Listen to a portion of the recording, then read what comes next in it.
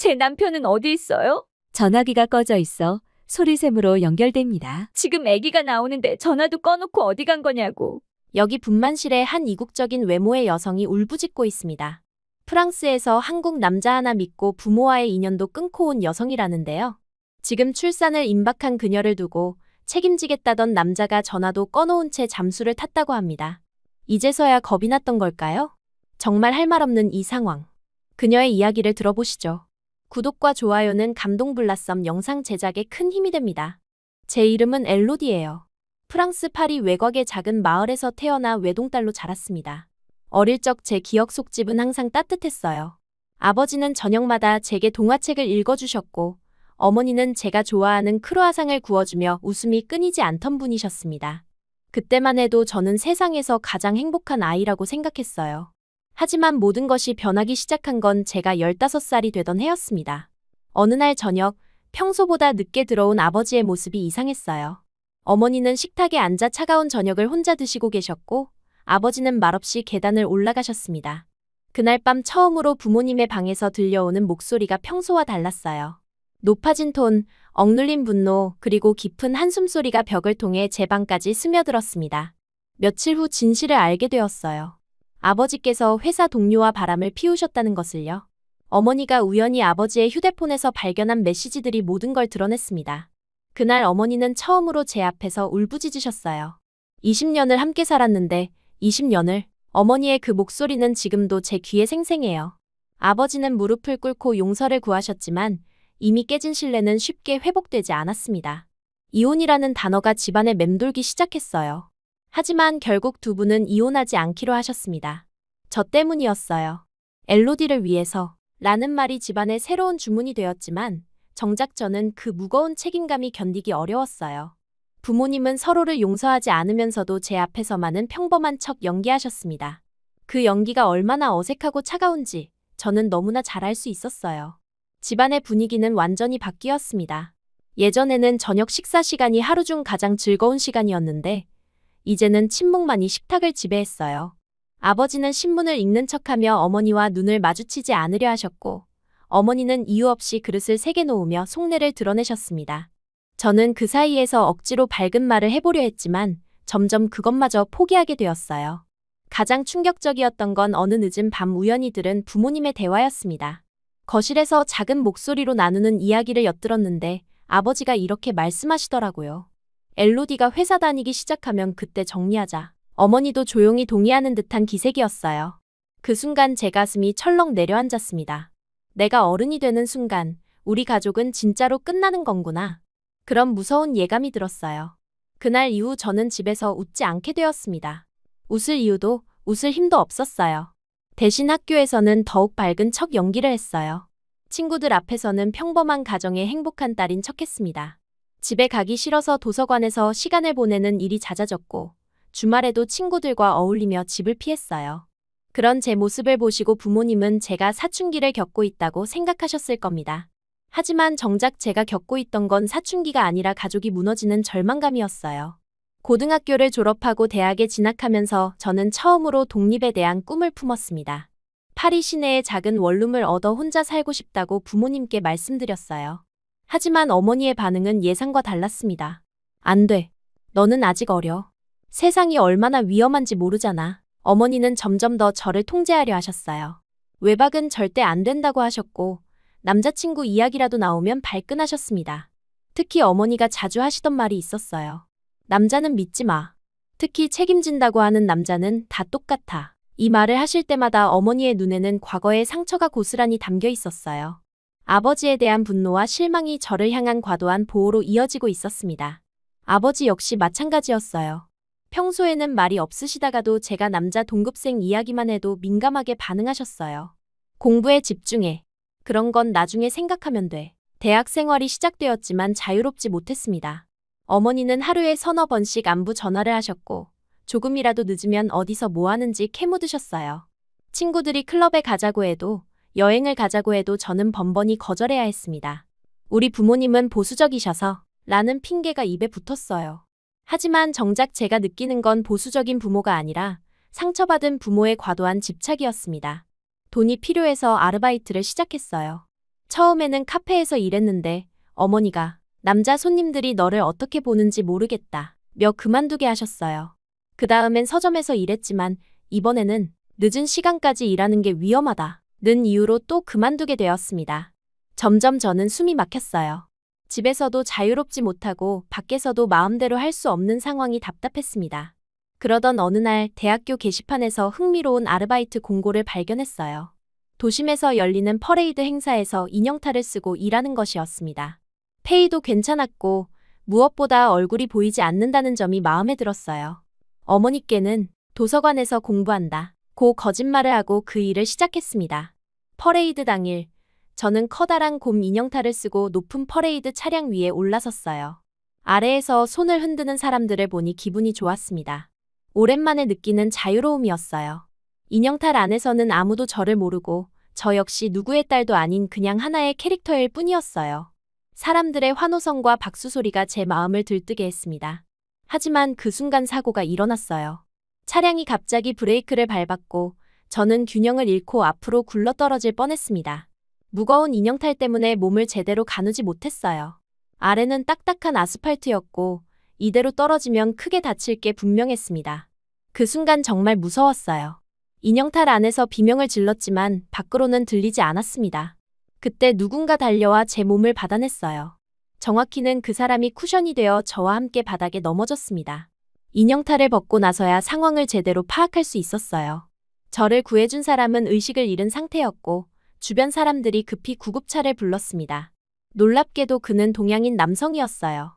검은 머리에 또렷한 이목구비 그리고 저를 구하려다 다친 모습이 제 마음을 아프게 했습니다.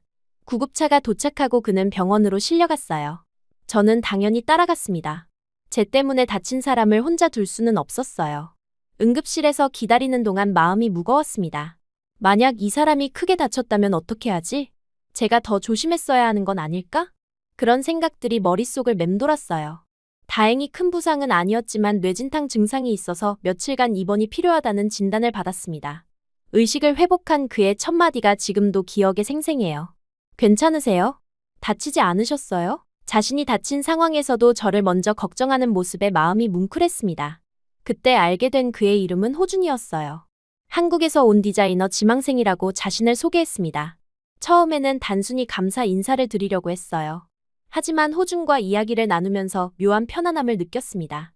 그는 제가 프랑스 사람이라는 걸 알고도 전혀 어색해하지 않았고 오히려 프랑스 문화에 대해 궁금한 것들을 자연스럽게 물어봤어요. 저 역시 한국에 대해 거의 아는 게 없었는데 그의 이야기를 들으며 흥미를 느꼈습니다. 이상하게도 호준과는 대화가 잘 통했어요. 언어의 장벽이 있을 법도 한데 그의 프랑스어는 유창했고 제 영어도 나쁘지 않아서 소통에 문제가 없었습니다. 무엇보다 그는 제 이야기를 진심으로 들어주는 사람이었어요. 제가 대학에서 무엇을 공부하는지, 평소에 뭘 좋아하는지, 어떤 꿈을 가지고 있는지 궁금해했습니다. 집에서는 그런 이야기를 할 기회가 거의 없었는데 호준과는 자연스럽게 제 속마음을 털어놓게 되었어요. 호준이 입원한 며칠 동안 저는 매일 병문안을 갔습니다. 처음에는 단순한 의무감이었지만 점점 그를 만나는 시간이 기다려지기 시작했어요. 그는 항상 따뜻한 미소로 저를 맞아주었고 자신이 그리고 있는 디자인 스케치를 보여주며 설명해 주었습니다. 패션에 대한 그의 열정과 섬세한 감각이 인상적이었어요. 호준이 퇴원한 후에도 우리는 자주 만났어요. 카페에서 커피를 마시거나 생강 주변을 산책하며 이야기를 나누었습니다. 그와 함께 있으면 집에서 느꼈던 답답함이 사라졌어요. 그는 제 이야기를 판단하지 않고 들어주었고 제가 어떤 선택을 하든 지지해준다고 말해주었습니다. 오랫동안 잊고 있던 자유로움과 행복감을 다시 느낄 수 있었어요. 점점 호준과의 만남이 저에게는 하루 중 가장 소중한 시간이 되어갔습니다. 그와 함께 있을 때의 제 모습이 가장 진짜 같았어요. 웃음을 억지로 만들지 않아도 되고 밝은 척 연기하지 않아도 되는 시간이었습니다. 그저 LOD 그 자체로 존재할 수 있는 유일한 순간들이었어요. 하지만 동시에 불안감도 커져갔습니다. 부모님께 이 이야기를 언제 해야 할지, 과연 이해해 주실지 확신할 수 없었어요. 특히 어머니의 남자는 믿지 마 라는 말이 계속 머릿속을 맴돌았습니다. 그럼에도 호준과 함께 보내는 시간이 너무 소중해서 이 감정이 단순한 우연을 넘어 운명 같은 것으로 변해가고 있다는 걸 부정할 수 없었어요. 호준과의 만남이 일상이 되면서 자연스럽게 우리는 연인이 되었어요. 하지만 이 사랑은 처음부터 비밀이어야 했습니다. 집에서는 호준에 대해 한마디도 꺼낼 수 없었고 부모님께는 여전히 도서관에서 공부한다고 거짓말을 하며 그를 만났어요. 매일 거짓말을 하는 것이 마음에 걸렸지만 그와 함께 있는 시간만큼은 진실된 제 모습으로 살 수 있었습니다. 호준은 제가 부모님께 숨기고 만나는 것을 알고 있었어요. 처음에는 미안해하며 정식으로 인사를 드리자고 제안했습니다. 하지만 저는 고개를 저었어요. 아직은 안 돼요. 우리 부모님은 복잡해요. 호준은 더 이상 묻지 않았지만 가끔 걱정스러운 눈빛으로 저를 바라보곤 했습니다. 그 시선에서 저는 그가 얼마나 답답해하는지 느낄 수 있었어요. 우리는 주로 대학 근처의 작은 카페에서 만났습니다. 호준은 항상 스케치북을 가지고 다녔고 저를 위한 디자인을 그려주곤 했어요. 엘로디가 입으면 이런 느낌일 것 같아요. 라며 연필로 섬세하게 그려내는 그의 모습이 아름다웠습니다. 때로는 루브르 박물관 근처를 산책하며 예술에 대해 이야기하기도 했어요. 호준의 패션에 대한 열정과 철학을 들으면서 저 역시 새로운 세계를 알아가는 기분이었습니다. 하지만 항상 시간에 쫓겨야 했어요. 어머니의 전화가 올까봐 핸드폰을 수시로 확인했고 늦으면 안 된다는 강박 때문에 온전히 그 순간을 즐기기 어려웠습니다. 호준은 그런 제 모습을 보며 안쓰러워했어요. 언제까지 이렇게 만날 건가요? 어느 날 그가 조심스럽게 물었을 때 저는 대답할 수 없었습니다. 언제까지인지 저도 모르겠거든요. 몇 주가 지나면서 우리의 관계는 더욱 깊어졌어요. 호준은 저희 모든 것을 알고 싶어 했고 저 역시 그의 고향인 한국에 대해 궁금해졌습니다. 그는 서울에서 자란 이야기, 어려서부터 옷 만들기를 좋아했던 추억, 프랑스로 유학 오기까지의 과정을 들려주었어요. 저는 처음으로 누군가의 인생 이야기에 이렇게 깊이 빠져든 적이 있었는지 생각해봤습니다. 어느 토요일 오후, 호준은 자신의 작은 아틀리에로 저를 데려갔어요. 육구 몽파르나스의 낡은 건물 4층에 있는 원룸이었는데 절반은 침실이고 절반은 작업실로 꾸며져 있었습니다. 벽에는 그가 그린 스케치들이 가득 붙어 있었고 재봉틀과 원단들이 정성스럽게 정리되어 있었어요. 제 꿈의 공간이에요. 라고 말하는 그의 얼굴에는 자부심이 가득했습니다. 그날 호준은 제게 특별한 선물을 줬어요. 지난 몇 주 동안 밤마다 만들었다는 스카프였습니다. 제가 좋아하는 파스텔 블루 색상의 섬세한 꽃무늬가 새겨져 있었어요. 엘로디만을 위해 만든 세상에 하나뿐인 스카프예요. 그 말을 들었을 때 가슴이 벅차올랐습니다. 처음으로 누군가 저만을 위해 무언가를 만들어준 거였어요. 스카프를 목에 둘러보니 정말 잘 어울렸어요. 거울 앞에 선 제 모습이 평소보다 훨씬 아름다워 보였습니다. 호준은 뒤에서 제 어깨에 손을 올리며 말했어요. 역시 제 생각이 맞았어요. 엘로디는 정말 아름다운 사람이에요. 그 순간 우리의 첫 키스가 이루어졌습니다. 부드럽고 따뜻한, 마치 꿈처럼 달콤한 순간이었어요.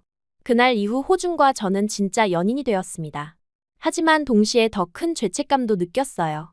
부모님께 거짓말을 하는 것이 점점 무거워졌고 언젠가는 진실을 말해야 한다는 부담감이 커져갔습니다. 특히 어머니의 남자는 믿지 마 라는 말이 자꾸 떠올랐어요. 호준은 분명 다른 남자들과 달랐지만 과연 어머니가 이해해 주실까 의문이었습니다. 그러던 어느 일요일 오후 예상치 못한 일이 벌어졌어요. 호준과 함께 제 자취방에서 영화를 보고 있는데 갑자기 현관문이 열리는 소리가 들렸습니다. 어머니의 목소리가 들렸어요. 엘로디야, 엄마야. 저는 순간 얼어붙었습니다. 어머니는 미리 연락 없이 오시는 분이 아니었는데 왜 갑자기 오신 걸까요? 호준도 당황한 기색이 역력했어요. 저는 급히 그에게 침실로 숨어 있어요. 라고 속삭였지만 이미 늦었습니다. 어머니가 거실로 들어오는 순간 소파에 앉아있던 호준과 마주쳤어요. 그 순간의 침묵은 정말 끔찍했습니다. 어머니의 얼굴이 순식간에 굳어졌고 저는 심장이 멈추는 듯한 기분이었어요. 이게 뭐야? 어머니의 목소리는 낮고 차갔습니다. 분노보다는 실망이 더 큰 것 같았어요. 저는 떨리는 목소리로 설명하려 했습니다. 어머니, 이건... 하지만 어머니는 제 말을 끊었어요. 너까지 그런 남자를 믿는 거냐? 외국인 예술가라고. 정신 차려, 엘로디. 호준이 일어나서 정중하게 인사를 드리려 했지만 어머니는 그를 완전히 무시했어요. 당장 나가세요. 우리 딸한테 더 이상 접근하지 마세요. 어머니의 태도는 너무나 적대적이었습니다. 호준은 당황했지만 차분하게 말했어요. 어머님, 저는 엘로디를 진심으로. 하지만 어머니는 들으려 하지 않았습니다. 얼마 지나지 않아 아버지도 나타났어요. 어머니가 전화를 한 것 같았습니다. 아버지의 얼굴에는 분노가 가득했어요. 어떤 자식이 우리 딸을 평소 조용하시던 아버지가 이렇게 화를 내는 모습을 본 적이 없었습니다. 호준을 바라보는 아버지의 시선은 마치 원수를 보는 것 같았어요. 예술쟁이라고 했죠? 돈도 제대로 못 버는 주제에 우리 딸을 어떻게 책임질 거예요? 아버지의 말에는 편견이 가득했습니다. 호준이 얼마나 열심히 공부하고 노력하는지, 얼마나 재능 있는 사람인지는 전혀 보려 하지 않으셨어요. 그저 외국인이고 예술가라는 이유만으로 판단하고 계셨습니다. 저는 그 상황이 견딜 수 없었어요. 부모님의 편견 어린 시선과 호준을 향한 적대감이 너무 괴로웠습니다. 부모님, 제발 호준 씨 이야기를 들어보세요. 그는 정말 좋은 사람이에요. 하지만 부모님은 제 말에 귀를 기울이지 않으셨어요. 오히려 너는 세상을 모른다 며 저를 어린애 취급하셨습니다. 그 갈등이 계속되는 중에 갑자기 속이 메스꺼워졌어요. 스트레스 때문인지 급격한 구역질이 올라왔습니다. 저는 급히 화장실로 달려가 토했어요. 최근 며칠 동안 가끔 느꼈던 미묘한 체조 변화가 있었는데 그때는 단순히 스트레스 때문이라고 생각했었습니다. 하지만 이렇게 심한 구역질은 처음이었어요. 화장실에서 나왔을 때 거실은 조용해져 있었어요. 부모님과 호준 모두 걱정스러운 표정으로 저를 바라보고 계셨습니다. 어머니가 제 이마에 손을 대시며 물으셨어요. 괜찮아? 얼굴이 너무 창백해. 그 순간 문득 무서운 생각이 들었습니다. 혹시 제가 임신한 건 아닐까요? 며칠 후 병원에서 받은 검사 결과는 제 예상이 맞았습니다. 임신이었어요. 의사 선생님이 축하드립니다. 라고 말씀하셨지만 저는 전혀 기쁘지 않았습니다. 오히려 앞이 캄캄해졌어요. 아직 대학생인 제가 부모님의 반대를 받고 있는 상황에서 아이를 가진다는 것이 현실적으로 받아들여지지 않았습니다. 집으로 돌아가서 부모님께 말씀드려야 했어요. 호준도 함께였습니다. 그는 제 손을 꼭 잡고 함께 이겨내자고 말해주었지만 저는 여전히 두려웠어요. 부모님의 반응이 어떨지 뻔히 예상되었거든요. 예상대로 부모님은 큰 충격을 받으셨어요. 어머니는 한동안 말을 잇지 못하시다가 이런 일이 하며 주저앉으셨습니다. 아버지는 분노로 얼굴이 새빨갛게 되셨어요. 그때 호준이 앞으로 나서서 말했습니다. 죄송합니다. 제가 책임지겠습니다. 하지만 아버지의 반응은 예상보다 훨씬 격렬했어요. 호준의 멱살을 잡으며 소리를 지르셨습니다. 책임이라고? 너 같은 놈이 무슨 책임을 지겠다는 거야. 저는 그 모습을 보며 절망감에 빠졌어요. 호준이 진심으로 책임지겠다고 하는데 왜 들으려 하지 않으시는 걸까요? 어머니는 과거의 상처가 그대로 드러난 목소리로 말씀하셨어요. 남자는 다 똑같아. 책임진다고 하다가 나중에는 다 떠나. 너도 결국 속는 거야. 그 말을 들었을 때 저는 더 이상 참을 수 없었습니다. 어머니의 상처를 이해하지만 그것을 제게 강요하는 것은 옳지 않다고 생각했어요. 바람 피운 사람이 할 말은 아니에요. 제가 외쳤을 때 거실이 순간 조용해졌습니다. 아버지는 멱살을 잡던 손을 놓으시며 충격을 받은 듯 저를 바라보셨어요. 저는 지금까지 부모님께 이렇게 강하게 말한 적이 없었거든요. 하지만 더 이상 참을 수 없었습니다. 아버지는 어머니를 배신했으면서 왜 호준 씨를 믿지 말라고 하세요?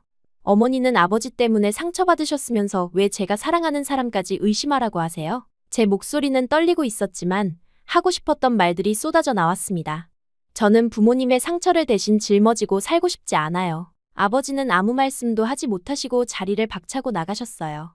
어머니도 눈물을 흘리며 너는 정말 모르는구나 라고 중얼거리시며 방으로 들어가셨습니다. 거실에는 호준과 저만 남았어요.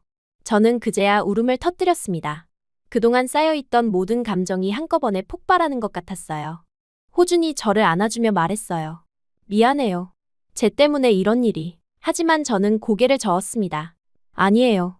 언젠가는 일어날 일이었어요. 그냥 예상보다 빨랐을 뿐이에요. 호준은 제 눈을 바라보며 진지하게 말했어요. 엘로디, 한국으로 가요.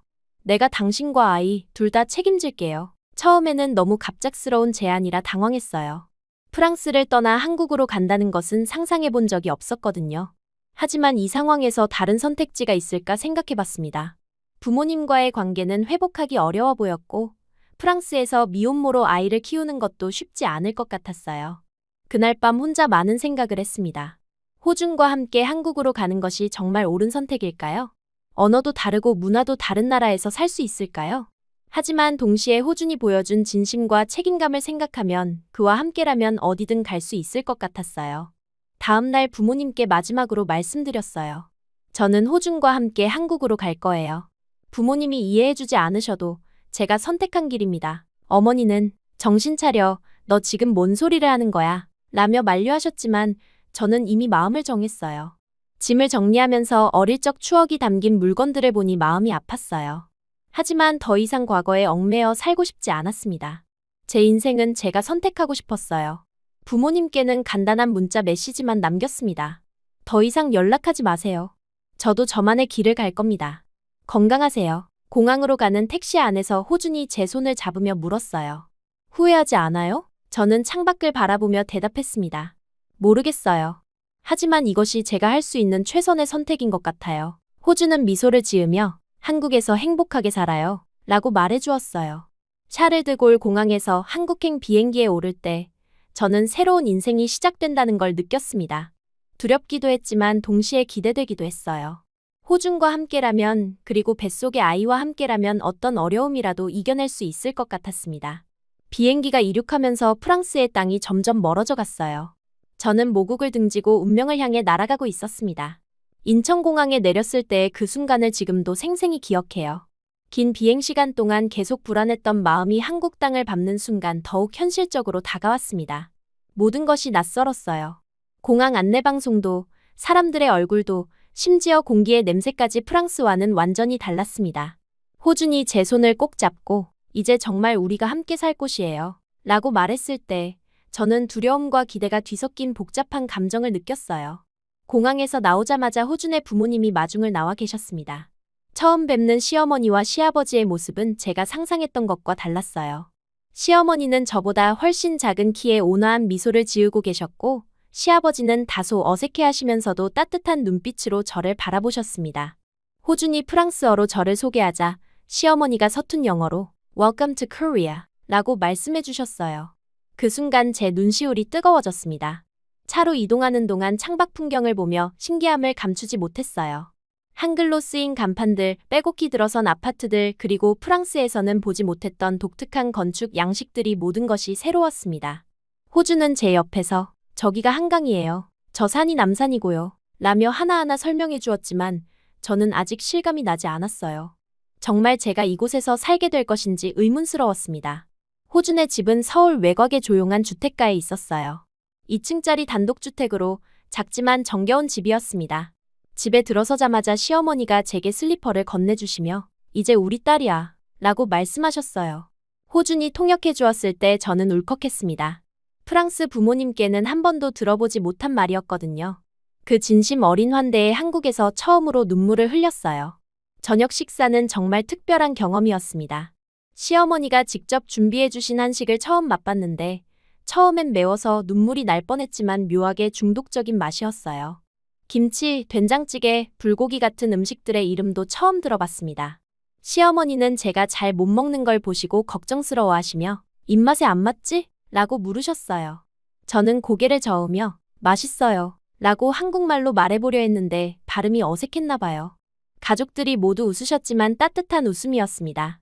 임신 사실을 시부모님께 말씀드렸을 때의 반응은 정말 감동적이었어요. 시어머니는 우리 손자구나 라며 너무 기뻐하시면서도 동시에 우리 아들이 부족해서 고생시켜드렸죠? 라고 미안해하셨습니다. 시아버지도 이제 우리 가족이니까 걱정하지 마 라고 말씀해 주셨어요. 프랑스 부모님의 반응과는 정반대였습니다.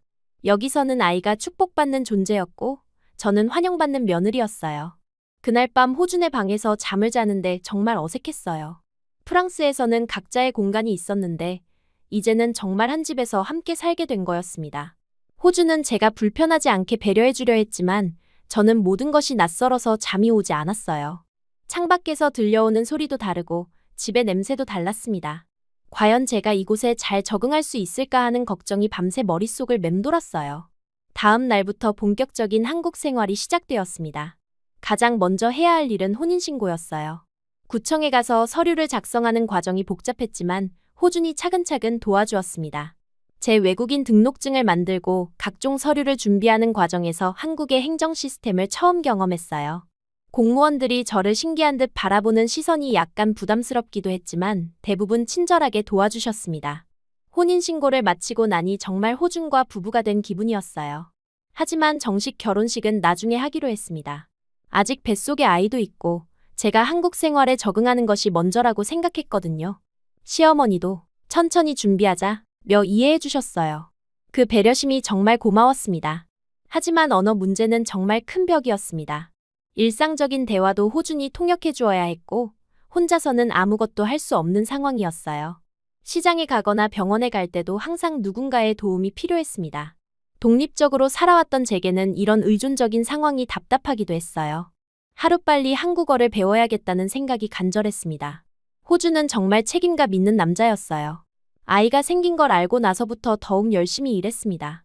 낮에는 패션 회사에 디자인을 넘기며 프리랜서로 일했고 저녁에는 공사장에서 아르바이트를 했어요. 하루에 3-4시간밖에 못 자는 날도 많았는데 한 번도 힘들다는 소리를 하지 않았습니다. 오히려 우리 아이에게 가난을 물려주고 싶지 않아요. 라며 더욱 열심히 일했어요. 호준이 밤늦게 공사장에서 돌아올 때면 정말 마음이 아팠어요. 온몸이 시멘트 먼지 투성이가 되어서 돌아오는 모습을 보면서 쟤 때문에 이렇게 고생하는 것 같아 미안했습니다. 하지만 호준은 항상 괜찮아요. 우리가 함께라면 뭐든 할 수 있어요. 라며 웃어주었어요. 그 웃음이 얼마나 큰 위로가 되었는지 몰라요. 공사장에서 돌아온 후에도 호준은 디자인 작업을 멈추지 않았습니다. 쉬는 시간에도 스케치북을 들고 그림을 그렸고 아이를 위한 옷을 미리 디자인하기도 했어요.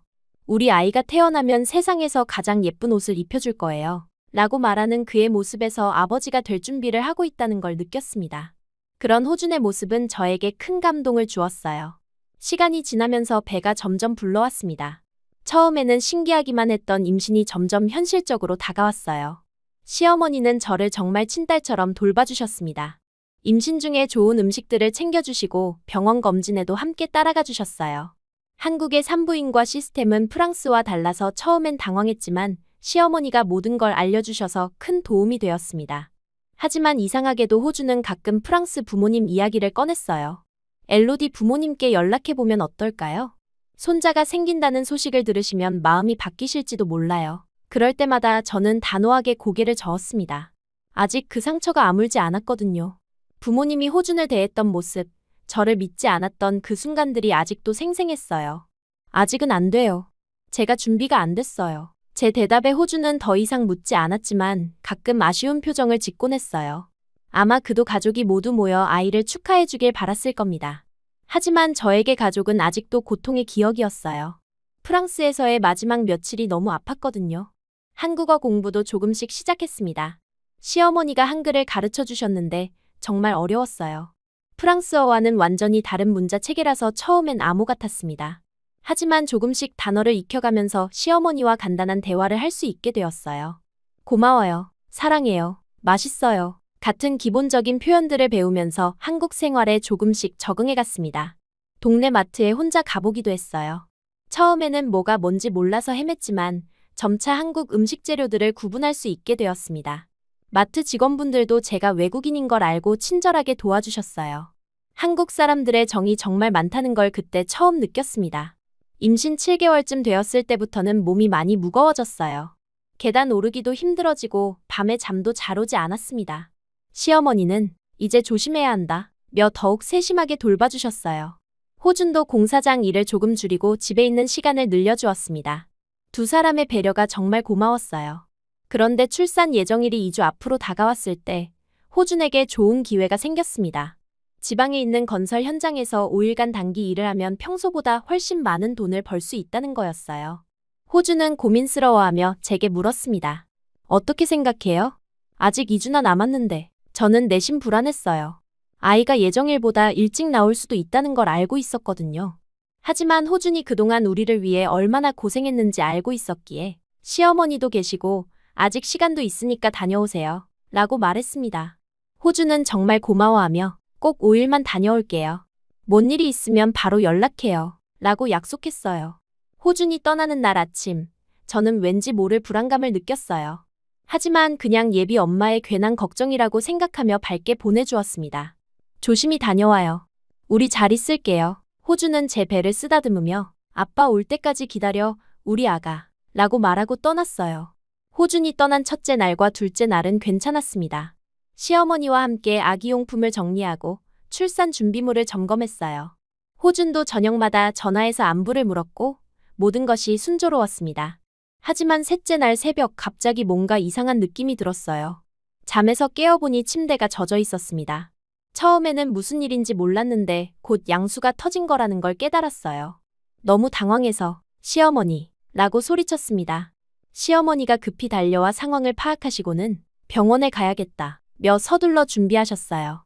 택시를 타고 병원으로 가는 동안 진통이 시작되었습니다. 생각보다 훨씬 아팠어요. 호준에게 전화를 걸어봤지만 꺼져 있었습니다. 문자를 보내도 답이 없었어요. 그 순간 정말 무서웠습니다. 아이를 낳는 것도 무서웠지만 그보다 호준이 연락되지 않는다는 것이 더 무서웠어요. 병원에 도착해서 응급실로 옮겨졌는데 의사 선생님이 이미 많이 진행되었다 며 분만실로 들어가야 한다고 하셨어요. 시어머니가 제 손을 꼭 잡고 괜찮다, 우리가 있다 고 위로해 주셨지만 저는 호준이 없다는 사실이 너무 서러웠습니다. 가장 중요한 순간에 혼자라는 생각에 눈물이 났어요. 분만실에서 진통을 겪는 동안 계속 호준을 찾았어요. 간호사분들이 남편분은 어디 계세요? 라고 물을 때마다 대답하기가 부끄러웠습니다. 출장 중이에요. 라고 말하면서도 속으로는 원망스러웠어요. 왜 하필 지금 연락이 안 되는 걸까? 정말 일 때문에 전화를 못 받는 걸까? 진통이 점점 심해지면서 모든 게 혼란스러웠어요. 의사 선생님과 간호사분들이 뭐라고 하시는지 잘 들리지 않았고 시어머니의 위로 말씀도 멀게 느껴졌습니다. 그 순간 저는 정말 혼자라는 생각이 들었어요. 프랑스에서도 혼자였고 한국에서도 결국 혼자였구나 하는 절망감이 밀려왔습니다. 드디어 아이가 나왔을 때 그 순간을 어떻게 표현해야 할지 모르겠어요. 아이의 첫 울음소리를 들었을 때 기쁨보다는 안도감이 먼저 들었습니다.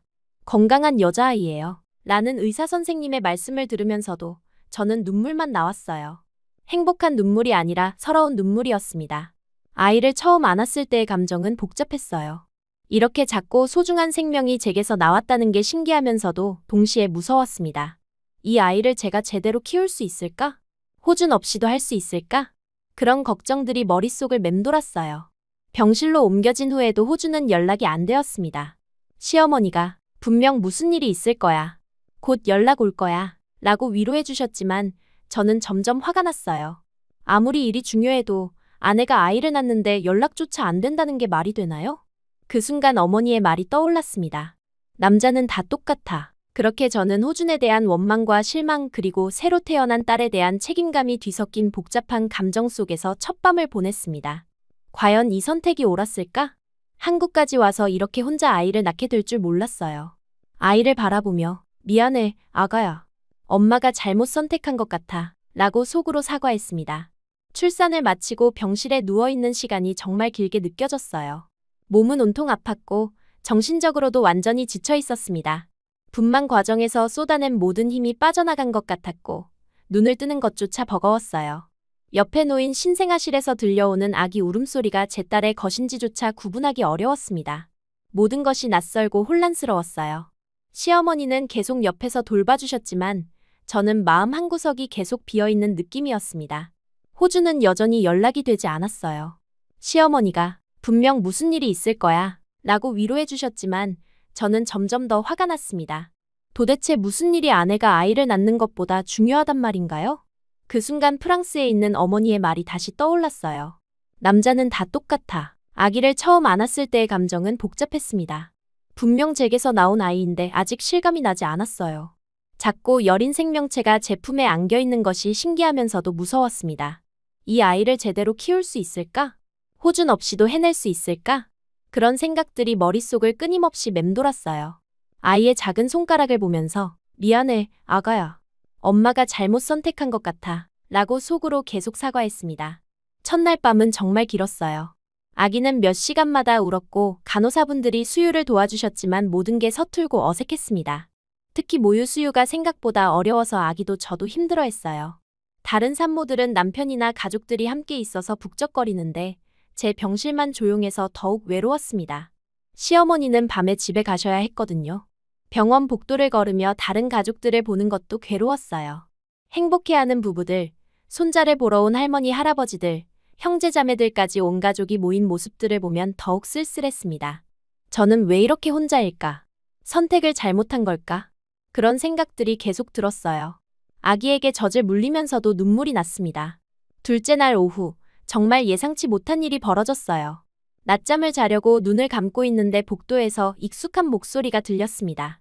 엘로디 씨 병실이 어디예요? 호준의 목소리였어요. 하지만 그것만이 아니었습니다. 다른 목소리도 들렸는데 그 목소리를 듣는 순간 심장이 멈추는 줄 알았어요. 프랑스어였거든요. 처음에는 환청이라고 생각했습니다. 너무 오랫동안 그리워했던 목소리라서 꿈을 꾸는 건 아닐까 했어요. 하지만 병실 문이 열리면서 믿을 수 없는 광경이 펼쳐졌습니다. 호준이 들어오는데 그 뒤로 어머니와 아버지가 함께 있었던 거예요. 정말 현실인지 확신할 수 없어서 몇 번이나 눈을 깜빡였습니다. 엘로디. 호준이 제 이름을 부르면서 급히 다가왔어요. 그리고 어머니의 목소리가 들렸습니다. 엄마야, 미안해. 그 순간 저는 정말 울음을 터뜨렸어요. 몇 개월 동안 듣지 못했던 어머니의 프랑스어, 그리고 그 속에 담긴 애절함과 미안함이 제 마음을 완전히 흔들어 놓았습니다. 어머니는 울면서 제게 달려와 저를 꼭 끌어안으셨어요. 그 품의 따뜻함이 정말 그리웠다는 걸 그때 깨달았습니다. 아무리 화가 났어도, 아무리 실망했어도 어머니는 여전히 제 어머니였어요. 아버지도 조용히 다가와서 제 손을 잡으시며 고개를 숙이셨습니다. 미안하다, 엘로디야. 아빠가 잘못했어. 평생 들어보지 못했던 아버지의 사과였어요. 하지만 제일 궁금한 건 어떻게 여기까지 오게 된 것인지였습니다. 호준이 천천히 설명해 주었어요. 제가 출산 예정일이 가까워지면서 호준은 계속 고민했다고 했습니다. 정말 이대로 둘만 아이를 맞이하는 게 맞는지, 엘로디가 진정으로 행복할 수 있을지 말이에요. 그래서 지방 출장을 핑계로 실제로는 프랑스로 날아갔다는 거였습니다. 호준이 프랑스에 도착해서 제 부모님을 찾아간 것은 정말 용기 있는 일이었어요. 처음에 부모님은 당연히 만나주지 않으려 하셨답니다. 하지만 호준은 포기하지 않고 매일 찾아가서 기다렸다고 해요. 엘로디가 얼마나 외로워하는지, 얼마나 가족을 그리워하는지 알려드리고 싶었어요. 라고 호준이 말했습니다. 드디어 부모님이 호준의 이야기를 들어주시게 된 건 하루가 지나고였다고 해요. 호준은 그동안 한국에서 저와 함께 준비해온 모든 것들을 보여드렸습니다. 아기방을 준비하는 사진들, 제가 한국어를 배우는 모습, 그리고 무엇보다 제가 한국에서 보낸 편지들을 가져갔다고 했어요. 사실 저는 부모님께 편지를 쓴 적이 있었는데 보내지는 않았거든요. 호준이 그걸 몰래 가져간 거였어요. 그 편지들을 읽으신 부모님은 많은 걸 깨달으셨다고 합니다. 저의 진심, 그리고 호준에 대한 믿음을 이해하게 되셨다고 해요. 특히 아버지는 호준을 통해 자신의 과거를 반성하게 되었다고 하셨습니다. 내가 얼마나 오만했는지, 딸의 행복보다 내 편견을 앞세웠는지 깨달았다. 고 말씀하셨어요. 어머니도 마찬가지였습니다. 자신의 상처 때문에 저까지 불행하게 만들려 했다는 걸 인정하셨어요. 내 아픔이 내 발목을 잡게 해서는 안 되는 거였어. 라고 눈물을 흘리며 말씀하셨습니다. 부모님은 서로에 대한 오래된 상처도 이야기하게 되었다고 해요.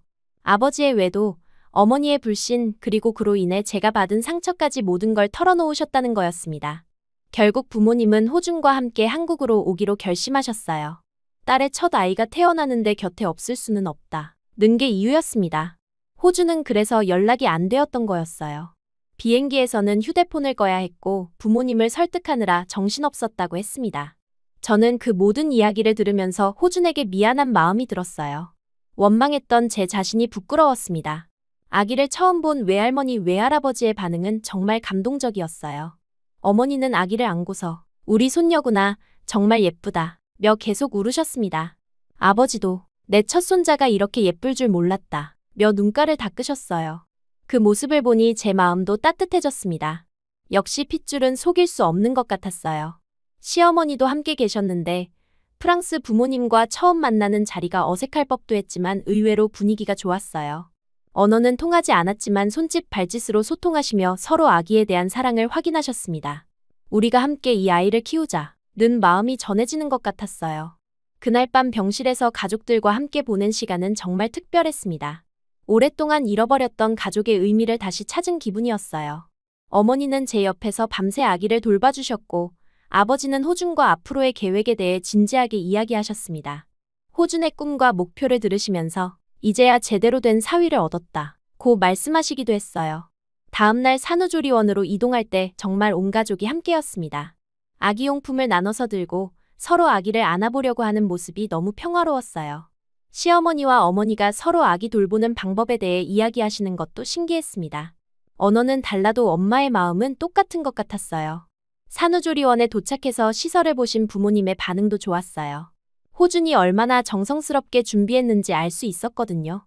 아버지는 한국의 산후조리 시스템이 정말 체계적이구나 라고 감탄하셨고, 어머니는 우리 딸이 좋은 곳에서 회복할 수 있겠네 라고 안심하셨습니다. 그 말을 들으니 정말 다행이라는 생각이 들었어요. 부모님이 한국에 머무시면서 매일 조리원에 면회 오시기로 하셨습니다. 그동안 쌓였던 오해와 상처들을 천천히 풀어나갈 시간이 생긴 거죠. 어머니는 이제 진짜 할머니가 됐구나 라고 눈물을 글썽이시며 말씀하셨고, 아버지도 손녀를 제대로 돌봐야지 라고 다짐하셨어요. 그날 밤 조리원 병실에서 호준과 둘이 아기를 바라보며 이야기했습니다. 정말 고마워요. 제가 상상도 못한 일을 해주셨어요. 호준은 당연한 일이었어요. 엘로디가 행복해야 저도 행복하니까요 라고 답해주었어요. 그 순간 저는 확신했습니다. 호준이 제게 가져다 준 건 단순한 사랑이 아니라 진짜 인생의 회복이었다는 걸 말이에요. 이제 가족이라는 단어가 더 이상 무겁지 않았습니다. 오히려 따뜻하고 든든한 느낌이었어요. 프랑스에서 온 부모님, 한국에 있는 시부모님, 그리고 호준과 저, 그리고 우리 딸까지 모두가 하나의 큰 가족이 된 기분이었습니다. 앞으로 한 달간 산후조리원에서 보낼 시간이 정말 소중한 회복의 시간이 될 것 같았어요. 산후조리원에서 보낸 한 달은 단순히 몸을 회복하는 시간이 아니었습니다. 오히려 그동안 쌓여있던 마음의 상처들을 치유하는 진짜 회복의 시간이었어요. 부모님이 한국에 머무시면서 매일 조리원에 오셨는데 처음에는 서로 어색하고 조심스러웠습니다. 하지만 아기라는 작은 존재가 우리 사이에 얼음을 녹여주는 것 같았어요. 어머니는 다른 산모들과 가족들을 보시며 여기는 정말 체계적이구나 라고 감탄하셨고, 아버지는 한국의 산후조리 문화에 대해 궁금해하셨습니다. 호준이 하나하나 설명해드리는 모습을 보니 정말 좋은 사위를 둔 것 같다는 생각이 들었어요. 조리원에서의 첫 번째 진솔한 대화는 어머니와 둘만 있을 때 시작되었습니다. 어머니가 아기에게 젖을 물리는 저를 도와주시다가 갑자기 엘로디야, 엄마가 정말 미안해 라고 말씀하셨어요. 그때까지는 서로 조심스럽게 대화했는데 그 순간부터 진짜 이야기가 시작된 것 같았습니다. 어머니는 자신이 왜 그렇게 남자들을 불신하게 되었는지 차근차근 설명해 주셨어요. 아버지의 외도가 발각된 후 느꼈던 배신감, 그리고 그 상처가 어떻게 저에 대한 과도한 보호로 이어졌는지 말씀해 주셨습니다. 내가 같은 상처를 받지 않았으면 했는데 오히려 내가 너를 더 아프게 했구나 라고 눈물을 흘리시며 고백하셨어요.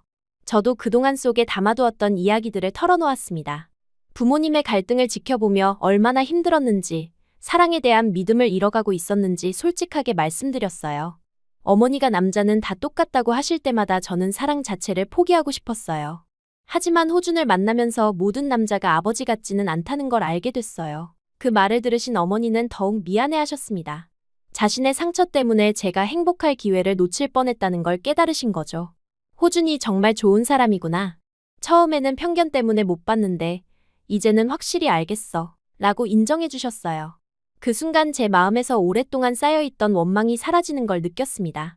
아버지와의 대화는 더욱 어려웠어요. 평소에 감정 표현을 잘하지 않으시는 분이라 어떻게 시작해야 할지 몰랐거든요. 하지만 어느 날 아버지가 먼저 말을 걸어오셨습니다. 엘로디야, 아빠 이야기 좀 들어볼래? 조심스럽게 물어보시는 모습에서 진심이 느껴졌어요. 아버지는 과거의 실수에 대해 처음으로 진심 어린 사과를 해주셨습니다. 나는 늘 미안했지만 미안하다는 말 한마디가 그렇게 어려웠어. 왜 외도를 하게 되었는지, 그때 무슨 생각이었는지도 솔직하게 털어놓으셨어요. 변명이 아니라 정말 반성하는 마음으로 말씀해 주시는 게 느껴졌습니다. 저도 그동안 아버지에 대해 느꼈던 실망감을 이야기했어요. 아버지를 존경했는데 그 일 이후로는 남자라는 존재 자체를 믿기 어려워졌어요. 그래서 호준을 만났을 때도 처음에는 경계했거든요. 아버지는 그 말을 들으시고 정말 괴로워하셨습니다. 자신의 실수가 딸의 인생에 그런 영향을 미쳤다는 걸 처음으로 실감하신 것 같았어요. 하지만 이제는 다 지난 일이에요. 호준을 통해서 진짜 책임감 있는 남자가 어떤 건지 알게 됐거든요. 제 말에 아버지는 고개를 끄덕이시며 호준이 정말 훌륭한 사람이야. 아빠가 처음에 너무 편견을 가졌었어 라고 인정해 주셨어요. 그런 아버지의 모습을 보니 용서할 수 있을 것 같았습니다. 부모님 사이의 관계도 조금씩 회복되어 가는 게 보였어요. 처음에는 서로를 의식하며 어색해 하셨는데 아기를 중심으로 자연스럽게 대화가 늘어났습니다. 손녀를 어떻게 돌봐야 하는지, 앞으로 어떻게 키워야 할지에 대해 이야기하시면서 다시 하나의 팀이 되어가는 것 같았어요. 어느 날은 부모님이 둘이서 조용히 이야기하시는 모습을 봤습니다. 오랜만에 보는 평화로운 모습이었어요. 나중에 어머니께서 아빠와 많은 이야기를 했어. 이제는 정말 다시 시작하려고 해. 라고 말씀해 주셨어요. 그 말을 들으니 정말 기뻤습니다. 제 아이가 할아버지 할머니의 화해까지 이끌어낸 것 같았거든요. 호주는 그 모든 과정에서 정말 중요한 역할을 했어요. 부모님과 저 사이에서 통역도 해주시고 때로는 중재자 역할도 해주셨습니다. 특히 아버지와 호준이 서로를 이해해가는 과정이 감동적이었어요. 처음에는 서먹했지만 점차 진솔한 대화를 나누게 되었습니다. 아버지는 호준의 디자인 작업에 관심을 보이셨어요. 어떤 옷을 만드는 거야? 라고 물어보시며 스케치북을 들여다보셨습니다. 호준이 자신의 꿈과 목표에 대해 설명할 때 아버지는 진지하게 들어주셨어요. 젊은이가 꿈이 확실하구나. 아빠도 응원한다. 고 말씀해 주시는 모습에 호준도 감동받은 것 같았습니다. 호준은 밤에도 아기를 돌봐주었어요. 아기가 울면 제일 먼저 달려가서 기저귀를 갈아주고 분유를 먹여주었습니다. 처음에는 서툴렀지만 금세 능숙해졌어요. 그런 호준의 모습을 본 아버지가 정말 책임감 있는 사위를 얻었구나 라고 감탄하시는 걸 들었을 때 제가 올바른 선택을 했다는 확신이 들었습니다. 시어머니와 제 어머니의 관계도 특별했어요. 언어는 통하지 않았지만 손짓 발짓으로 소통하시며 서로의 육아 노하우를 공유하셨습니다. 어머니가 프랑스식 이유식에 대해 설명하시면 시어머니는 한국의 전통 육아법을 알려주셨어요. 두 분이 함께 아기를 돌보시는 모습을 보니 정말 따뜻했습니다. 호주는 조리원에서도 디자인 작업을 멈추지 않았어요. 아기가 잠든 사이사이에 스케치북에 그림을 그리거나 노트북으로 작업을 했습니다. 지금이 오히려 영감이 많이 떠올라요. 우리 딸을 위한 옷들을 디자인하고 있어요. 라고 말하는 그의 모습에서 아버지로서의 책임감과 꿈에 대한 열정을 동시에 느꼈어요. 어느 날 호준이 완성한 아기 드레스를 보여주었는데 정말 예뻤습니다. 연한 핑크색 원단에 섬세한 레이스 장식이 달린 작은 드레스였어요. 우리 딸이 좀 더 크면 입힐 거예요. 라고 설명하는 호준을 보며 이 사람이 정말 좋은 아빠가 될 거라는 확신이 들었습니다. 부모님도 호준의 디자인 재능을 인정해 주셨어요. 특히 아버지는 이 정도 실력이면 유럽에서도 충분히 성공할 수 있겠어. 라고 평가해 주셨습니다. 호준은 그런 인정을 받아서 정말 기뻐했어요. 장인어른의 인정만큼 소중한 것도 없을 테니까요. 조리원에서의 마지막 주가 되었을 때 우리는 앞으로의 계획에 대해 진지하게 이야기했습니다. 부모님은 프랑스로 돌아가셔야 했지만 이제는 언제든 연락할 수 있다는 안정감이 있었어요. 1년에 한 번은 꼭 한국에 올게. 손녀를 자주 봐야지. 라고 말씀하시는 어머니의 모습에서 진짜 할머니가 된 기쁨이 느껴졌습니다. 그때 호준이 조심스럽게 제안을 했어요. 우리 진짜 결혼식 할래요? 사실 저희는 혼인신고만 했을 뿐 정식 결혼식은 하지 않았거든요. 임신과 출산으로 바빴기도 하고 부모님과의 관계도 정리되지 않았었으니까요. 하지만 이제는 모든 게 제자리를 찾은 것 같았습니다. 정말요? 제가 되묻자 호주는 환한 미소를 지으며 고개를 끄덕였어요. 양가 부모님이 모두 계실 때 하면 더 의미 있을 것 같아요. 그 말을 들으니 가슴이 뭉클했습니다. 프랑스에서도 한국에서도 한 번도 받아본 적 없는 진심 어린 축복을 받을 수 있다는 것이 꿈만 같았어요. 부모님께 결혼식 이야기를 꺼내자 정말 기뻐하셨습니다. 당연히 해야지. 우리가 제대로 축복해줘야지. 라고 말씀하시는 아버지의 모습에서 진짜 아버지다운 면을 오랜만에 봤어요. 어머니도 드디어 내 딸의 결혼식을 볼 수 있게 됐네. 라며 눈물을 글썽이셨습니다. 결혼식 준비는 생각보다 바빴어요. 아기가 있다 보니 큰 결혼식은 어려웠지만 가족들과 가까운 지인들만 모시기로 했습니다. 호준의 디자이너 친구들과 제가 한국에서 알게 된 몇 분, 그리고 양가 가족들이 전부였어요. 작지만 정말 의미 있는 결혼식이 될 것 같았습니다. 웨딩드레스는 당연히 호준이 직접 디자인해 주었어요. 수유를 해야 하는 상황을 고려해서 실용적이면서도 우아한 디자인으로 만들어 주었습니다. 처음 입어봤을 때 정말 완벽했어요. 역시 내 남편이 최고의 디자이너야. 라고 농담을 했더니 호준이 정말 기뻐했습니다. 결혼식 당일 아침부터 온 가족이 분주했어요. 어머니는 제 머리를 손질해 주시고 아버지는 호준과 함께 마지막 점검을 하셨습니다. 시어머니는 아기를 돌봐주시면서 오늘은 정말 좋은 날이야. 라고 계속 말씀하셨어요. 모든 가족이 하나가 되어 우리의 결혼을 준비하는 모습이 정말 감동적이었습니다. 결혼식장은 작은 채플이었어요. 호준이 선택한 곳인데 아담하면서도 따뜻한 분위기였습니다. 가족들이 앞자리에 앉으시고 친구들이 뒤에 앉았어요. 아기는 시어머니가 안고 계셨는데 마치 우리 결혼식을 지켜보는 것처럼 조용했습니다. 아버지와 함께 버진로드를 걸을 때의 기분은 정말 특별했어요. 아버지가 제 팔짱을 끼고 행복해라, 우리 딸 이라고 속삭여주실 때 지난 모든 일들이 다 용서되는 기분이었습니다. 재단에서 기다리고 있는 호준의 모습을 보니 정말 이 사람과 결혼하는 게 맞다는 확신이 들었어요. 주례는 호준의 대학 교수님이 맡아주셨어요. 한국어와 프랑스어를 섞어서 진행해 주셨는데 두 나라의 문화가 만나는 특별한 결혼식 같았습니다. 서로의 손을 잡고 결혼 서약을 할 때 호준의 눈에서 눈물이 흐르는 걸 봤어요. 저도 울컥했습니다. 반지를 교환할 때는 정말 감동적이었어요. 호준이 직접 디자인한 반지였는데 심플하면서도 의미 있는 디자인이었습니다. 평생 함께 하겠습니다. 라고 말하는 호준의 목소리가 떨리는 게 느껴졌어요. 저도 당신과 함께라면 어디든 갈 수 있어요. 라고 대답했습니다. 키스를 할 때 가족들의 박수가 터져 나왔어요. 특히 부모님들이 가장 크게 박수를 쳐주셨습니다. 어머니는 눈물을 닦으시며 웃고 계셨고 아버지도 뿌듯한 표정이셨어요. 시부모님도 정말 기뻐하셨습니다. 그 순간 저는 정말 축복받는 신부라는 걸 느꼈어요. 식후에는 작은 피로연을 했어요.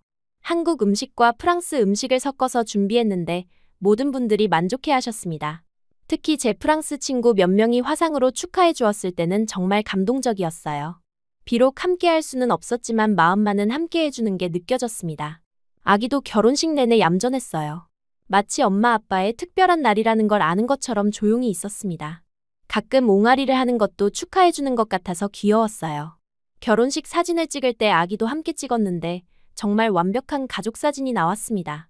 부모님이 프랑스로 돌아가시는 날 공항에서의 작별은 아쉽지만 따뜻했어요. 이번에는 눈물의 이별이 아니라 약속의 이별이었습니다. 곧 또 만나자는 말이 진심으로 느껴졌어요. 어머니는 손녀 사진 매일 보내줘 라고 부탁하셨고 아버지는 호준에게 우리 딸 잘 부탁한다 며 든든하게 악수하셨습니다. 공항에서 돌아오는 길에 호준이 제 손을 잡고 말했어요. 정말 완벽한 결혼식이었어요. 이제 진짜 가족이 된 기분이에요. 저도 같은 생각이었습니다. 단순히 서류상의 부부가 아니라 모든 가족의 축복을 받은 진짜 부부가 된 기분이었어요. 그날 밤 집에서 아기를 재우면서 호준과 이야기했습니다. 이제 정말 새로운 시작이네요. 호준은 네, 우리 새 가족의 진짜 시작이에요. 라고 답해 주었어요. 창밖을 보니 별이 정말 밝게 빛나고 있었습니다. 마치 우리의 미래를 축복해주는 것 같았어요. 그렇게 저희는 모든 가족의 축복 속에서 진짜 부부가 되었습니다. 과거의 상처들은 모두 치유되었고 이제는 정말 행복한 미래만 남아있는 것 같았어요. 아기가 자라면서 할아버지 할머니들의 사랑을 듬뿍 받으며 클 수 있을 것 같아서 기뻤습니다. 이제 진짜 완전한 가족이 된 우리의 새로운 이야기가 시작되는 것 같았습니다. 어느덧 6년이라는 시간이 흘렀습니다. 지금 생각해보면 정말 빠르게 지나간 것 같아요. 우리 딸 소피는 이제 초등학교 입학을 앞둔 씩씩한 6살이 되었고 저는 한국에서의 삶이 완전히 자연스러워졌습니다. 한국어도 이제 일상생활에 전혀 불편함이 없을 정도로 늘었고 오히려 가끔은 프랑스어보다 한국어가 더 편할 때도 있어요. 호주는 정말 많이 달라졌습니다. 예전처럼 밤늦게 공사장에 나가지 않아도 되는 삶을 살게 되었어요. 그의 디자인 실력을 알아본 몇몇 패션 브랜드에서 러브콜을 보냈고 지금은 자신만의 작은 브랜드도 운영하고 있습니다. ELODY라는 이름의 브랜드인데 제 이름을 따서 지었다고 하더라고요. 처음 들었을 때 정말 감동받았어요. 호준의 브랜드는 주로 여성복과 아동복을 전문으로 합니다. 특히 아동복 라인이 인기가 많아서 백화점에서도 입점 제한이 들어올 정도예요. 호준이 디자인하는 옷들은 실용적이면서도 세련된 감각이 있어서 젊은 엄마들 사이에서 입소문을 타고 있습니다. 그런 호준을 보면서 정말 자랑스러워요. 하지만 호준에게 가장 중요한 고객은 여전히 저와 소피입니다.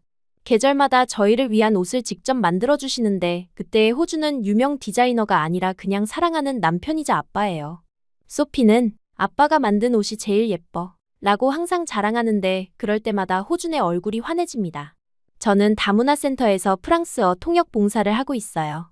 일주일에 2번 정도 나가는데 저처럼 한국에 정착한 외국인 여성들을 도와드리는 일입니다. 처음 한국에 왔을 때의 제 모습이 그분들에게서 보이거든요. 언어의 장벽, 문화의 차이, 외로움 같은 것들을 저도 겪어봤기 때문에 더 잘 이해할 수 있어요. 특히 프랑스에서 온 여성분들을 만날 때는 정말 반가워요. 고향 이야기를 나누면서 그리움을 달래기도 하고 한국 생활의 팁들을 알려드리기도 합니다. 언니, 어떻게 이렇게 잘 적응하셨어요? 라고 물어보시는 분들이 많은데 그럴 때마다 저는 사랑하는 사람이 있으면 어디든 고향이 될 수 있어요. 라고 답해드려요. 봉사활동을 하면서 느끼는 건 제가 정말 많이 성장했다는 거예요. 예전에는 누군가를 도와준다는 생각을 해본 적이 없었는데 이제는 제 경험이 다른 사람에게 도움이 될 수 있다는 게 뿌듯해요. 소피도 가끔 센터에 따라와서 엄마가 다른 사람들을 도와주는 거 맞죠? 라고 물어볼 때 정말 자랑스럽습니다. 소피는 정말 밝고 건강하게 자라고 있어요. 한국어와 프랑스어를 동시에 배우고 있는데 두 언어 모두 자연스럽게 구사합니다. 집에서는 저와 프랑스어로, 호준과는 한국어로 대화해요. 시할머니, 시할아버지와도 한국어로 잘 소통하고 화상통화로 프랑스 할머니, 할아버지와 이야기할 때는 프랑스어를 써요. 프랑스 부모님과는 정기적으로 화상통화를 합니다. 한 달에 2번 정도인데 그때마다 소피가 제일 신나해요. 할머니, 할아버지 라고 소리치며 달려와서는 프랑스어로 그날 있었던 일들을 신나게 이야기합니다. 부모님도 손녀를 보시는 재미로 사신다고 하실 정도로 소피를 아껴주세요. 작년에는 부모님이 한국에 오셨어요. 2년 만에 보는 거였는데 소피가 많이 자란 모습을 보시고 정말 감동하셨습니다. 특히 소피가 프랑스어를 잊지 않고 있다는 것에 대해 무척 기뻐하셨어요. 엘로디가 정말 잘 키우고 있구나 라고 칭찬해 주실 때 뿌듯했습니다. 그때 부모님이 호준의 작업실도 구경하셨는데 아버지가 사위가 정말 성공했구나 라고 감탄하셨어요. 예전에는 예술가 라며 걱정하셨던 분이 이제는 호준을 정말 자랑스러워하세요. 호준도 장인어른께 인정받아서 정말 기뻐했습니다. 시부모님은 여전히 저희와 함께 살고 계세요. 소피에게는 최고의 할머니 할아버지시고 저에게는 든든한 버팀목이십니다. 시어머니는 소피를 어린이집에 데려다 주시고 시아버지는 주말마다 공원에서 소피와 놀아주세요. 정말 화목한 대가족 같아요. 하지만 가장 기억에 남는 순간은 소피의 6번째 생일날이었어요. 소피가 갑자기 아빠, 나 공주 드레스 입고 싶어. 아빠가 만든 특별한 공주 드레스 라고 말하는 거였습니다. 호주는 당황하면서도 그래? 아빠가 세상에서 제일 예쁜 드레스 만들어줄게 라고 약속했어요. 그날부터 호준의 특별 프로젝트가 시작되었습니다. 낮에는 평소 일을 하고 밤에는 소피를 위한 드레스를 만들기 시작했어요. 어떤 색깔을 좋아하는지, 어떤 스타일을 원하는지 소피와 상의하면서 디자인을 구상했습니다. 소피는 핑크색의 반짝이가 있었으면 좋겠어 라고 말했어요. 호주는 정말 정성스럽게 작업했습니다. 원단을 고르는 것부터 시작해서 패턴을 만들고 한 땀 한 땀 바느질까지 모든 과정을 직접 했어요.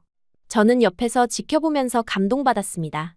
유명 디자이너가 된 지금도 딸을 위해서는 이렇게 정성을 다하는 모습이 정말 멋있었어요. 일주일 정도 걸려서 드레스가 완성되었는데 정말 예술품 같았어요. 연한 핑크색 실크에 섬세한 자수가 놓여있고 스커트 부분에는 작은 반짝이들이 달려있어서 움직일 때마다 반짝반짝 빛났습니다. 소피 사이즈에 딱 맞게 만들어진 세상에 하나뿐인 드레스였어요. 소피가 처음 드레스를 입었을 때의 반응은 정말 잊을 수 없어요. 거울 앞에서 빙글빙글 돌면서 와, 나 진짜 공주 같아 라고 소리치는 모습이 너무 귀여웠습니다. 호주는 그런 소피를 보면서 눈물을 글썽이더라고요. 아빠, 고마워. 세상에서 제일 예쁜 드레스야 라고 말하는 소피를 안아주는 호준의 모습에서 정말 좋은 아빠라는 걸 다시 한번 느꼈어요. 그날 소피의 생일 파티는 정말 특별했습니다. 친구들도 몇 명 초대했는데 모두 소피의 드레스를 보고 감탄했어요. 소피야, 너 진짜 공주 같아 라고 말하는 친구들을 보며 소피는 정말 뿌듯해했습니다. 그리고 자랑스럽게 우리 아빠가 만들어주신 거야 라고 말하더라고요. 그 순간 저는 다시 한번 확신했어요. 제가 한 모든 선택이 옳았다는 것을요. 프랑스를 떠나 한국에 온 것, 호준과 결혼한 것, 그리고 여기서 아이를 키우는 것까지 모든 게 올바른 선택이었다는 걸 느꼈습니다. 소피가 이렇게 행복하게 자라고 있고 호준도 자신의 꿈을 이루면서 가족을 사랑하는 모습을 보니 더 바랄 게 없었어요. 요즘 소피는 초등학교 입학을 앞두고 설레하고 있어요. 한글도 이제 제법 읽을 수 있고 간단한 글쓰기도 가능합니다. 프랑스어 알파벳도 알고 있어서 양쪽 언어로 자신의 이름을 쓸 수 있어요. 그런 소피를 보면서 정말 똑똑하고 자랑스러운 딸이라는 생각이 들어요. 호주는 소피가 초등학교에 들어가면 더 많은 시간을 함께 보낼 계획이라고 해요. 방과 후에는 같이 디자인 공부를 하거나 주말에는 박물관이나 전시회에 데려가겠다고 합니다. 소피가 예술적 감각을 키웠으면 좋겠어요 라고 말하는 호준을 보면서 정말 좋은 교육 파트너를 만난 것 같아 감사해요. 다문화 센터에서 일하면서 만나는 분들 중에는 가끔 한국 생활이 힘들지 않으세요? 라고 묻는 분들이 있어요. 그럴 때마다 저는 미소를 지으며 이렇게 답합니다. 처음에는 힘들었지만 이제는 여기가 진짜 제 고향이에요. 가족이 있는 곳이 진짜 고향이니까요. 정말 그래요. 한국은 더 이상 제게 낯선 나라가 아닙니다. 프랑스에서 태어났지만 진짜 삶은 한국에서 시작되었어요. 여기서 진짜 사랑을 만났고 진짜 가족을 잃었고 진짜 저다운 삶을 살고 있습니다. 프랑스는 제가 태어난 곳이지만 한국은 제가 다시 태어난 곳이에요. 가끔 프랑스가 그리울 때도 있어요. 어릴 적 추억이 담긴 곳들, 친구들과의 기억들이 생각날 때가 있습니다. 하지만 그리움보다는 감사함이 더 커요. 만약 프랑스에 그대로 있었다면 호준을 만나지 못했을 테고 소피도 없었을 테니까요. 그렇다면 지금처럼 행복하지는 못했을 거예요. 호준도 가끔 한국을 떠나 유럽에서 일해보자고 제안하기도 해요. 그의 실력이면 충분히 파리나 밀라노에서도 성공할 수 있을 거라고 생각하거든요. 하지만 저는 한국에서 계속 살고 싶어요. 여기가 우리 가족의 터전이고 소피에게도 안정된 환경을 제공해주고 싶거든요. 무엇보다 시부모님을 떠날 수가 없어요. 그분들이 얼마나 저희를 사랑해주시는지, 특히 소피를 얼마나 아껴주시는지 잘 알고 있거든요. 소피도 할머니, 할아버지를 정말 좋아해서 떨어지는 걸 싫어할 것 같아요. 가족이 함께 있을 때가 가장 행복하다는 걸 저는 잘 알고 있어요. 요즘 소피가 자주 하는 말이 있어요. 엄마, 나 커서 아빠처럼 옷 만드는 사람 될래. 그럴 때마다 호주는 정말 기뻐해요. 자신의 일을 딸이 좋아한다는 것만큼 뿌듯한 일도 없을 테니까요. 저는 소피가 정말 하고 싶은 일을 하면 돼 라고 말해주지만 속으로는 호준처럼 자신의 꿈을 이루는 사람이 되었으면 좋겠어요. 지난주에는 소피가 처음으로 그림을 그려서 보여주었어요. 저희 가족 3명이 손을 잡고 있는 그림이었는데 모두 웃고 있는 모습이었어요. 우리 가족이야 라고 자랑스럽게 말하는 소피를 보니 정말 감동이었습니다. 아이에게는 이런 평범한 일상이 가장 큰 행복인 것 같아요. 저도 이제는 과거를 후회하지 않아요. 부모님과의 갈등, 한국으로 오면서 겪었던 어려움들까지 모든 게 지금의 행복을 위해 필요한 과정이었다고 생각해요. 만약 그런 일들이 없었다면 호준을 만나지 못했을 테고 지금처럼 소중한 가족을 이루지 못했을 거예요. 호준은 여전히 저를 위한 옷을 만들어줘요. 계절마다 새로운 디자인의 옷을 선물해주는데 그때마다 세상에서 가장 아름다운 사람을 위한 옷이라고 말해줍니다. 6년이 지났지만 여전히 저를 처음 만났을 때처럼 대해주는 호준이 고마워요. 소피도 호준을 정말 자랑스러워해요. 친구들에게 우리 아빠는 세상에서 제일 멋진 디자이너야 라고 자랑하고 다녀요. 얼마 전에는 소피 친구 엄마가 호준의 브랜드를 알고 계시더라고요. 소피 아버님이 그 유명한 디자이너시군요 라고 말씀하시는 걸 들으니 정말 뿌듯했어요. 우리 가족의 일상은 평범하지만 특별해요. 아침에는 모두 함께 식사를 하고 저는 소피를 어린이집에 데려다 준 후 다문화 센터나 집에서 일을 합니다. 호주는 작업실에서 디자인 작업을 하고 저녁에는 가족이 모여 하루 있었던 일들을 나눠요. 주말에는 가족 나들이를 가거나 집에서 함께 시간을 보냅니다. 이런 평범한 일상이 얼마나 소중한지 요즘 더 많이 느껴요. 예전에는 뭔가 특별한 일이 있어야 행복하다고 생각했는데 지금은 가족이 건강하고 함께 있는 것만으로도 충분히 행복해요. 소피의 웃음소리, 호준의 따뜻한 말 한마디, 시부모님의 관심과 사랑까지 모든 게 감사해요. 앞으로도 이런 평범하고 소중한 일상이 계속되었으면 좋겠어요. 소피가 건강하게 자라서 자신의 꿈을 이루고 호준도 계속 성공하며 저도 더 많은 사람들에게 도움이 되는 일을 했으면 좋겠습니다. 그리고 무엇보다 우리 가족이 지금처럼 서로 사랑하며 살아갔으면 해요. 가끔 호준이 후회하지 않아요? 라고 물어볼 때가 있어요. 프랑스를 떠나 한국에 온 것, 어려운 시기를 함께 겪은 것들을 말하는 거죠. 그럴 때마다 저는 전혀요. 오히려 감사해요. 라고 답해요. 정말 진심이에요. 이보다 더 행복할 수는 없을 것 같거든요. 오늘도 저희 가족은 조용한 행복 속에서 하루를 마무리합니다. 소피는 호준이 읽어주는 동화책을 들으며 잠들고 저와 호준은 내일 계획을 세우며 대화를 나눠요. 창밖으로 보이는 서울의 야경이 참 아름다워요. 이곳이 정말 제 고향이라는 생각이 들어요. 우리는 서로의 인생을 완성해주는 가족입니다. 호준은 제게 진짜 사랑이 무엇인지 가르쳐 주었고 저는 호준에게 책임감과 성취감을 주었어요. 소피는 우리에게 부모가 되는 기쁨을 선물해 주었고 우리는 소피에게 사랑받는 아이가 되는 행복을 주고 있어요. 이보다 더 완벽한 가족이 있을까요?